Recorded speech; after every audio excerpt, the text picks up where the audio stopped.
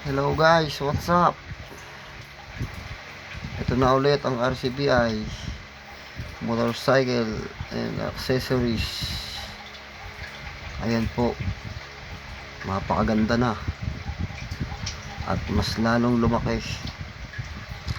Ayan, ayan si Ma'am Chanda, ang may-ari ng motorcycle shop. Ito po ang kanilang shop. Sa mga gustong magpagawa, punta lang po kayo dito. Dito lang po matatagpuan yan sa Tansap, Pardahan Dos. At talagang kanilang mekaniko rito ay napakagaling, subok na at kilalang kilala. Ayan po, maraming mga materyales, kompleto sila dito. Ayan po. Nga pala, ako nga po pala ang gumagawa dito sa shop nila. Ako po ang kanilang karpintero. Ayan po. Ayan.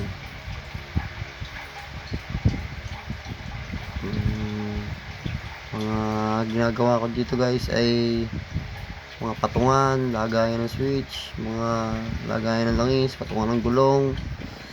Ayan po, all around, lahat-lahat. Ayan po, pera lang po ang pagiging mekaniko kasi wala po tayong hilig dyan. Ang atin lang po ay bumuo ng bahay. At ang likuran ay hindi pa tapos, marami pa akong gagawin dyan at mga patungan kasi kulang pa. Ito ang aking ginagawa, katatapos lang kanina. Ayan, bahay ng gagamba, pistil, lagayan ng switch.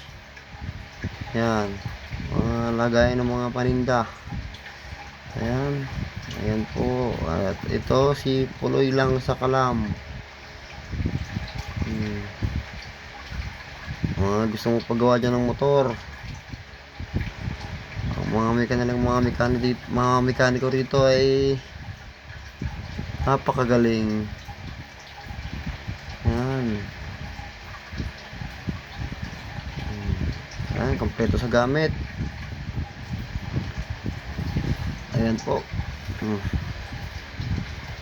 Talagang magaling. Ayan, linis na linis. Gagawin daw 200cc. Nakanak. Oh, paano kaya yon?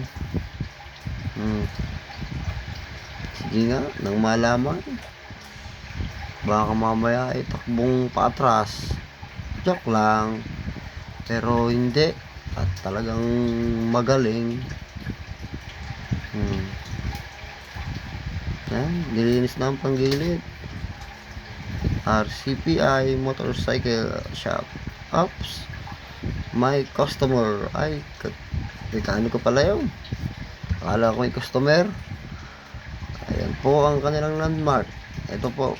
Ayan, nandoon ang 7-Eleven sa kanto, malapit sa kampo ng army. Tansa, Pardahan Dos, Cavite. Thank you guys. Maraming salamat sa panonood.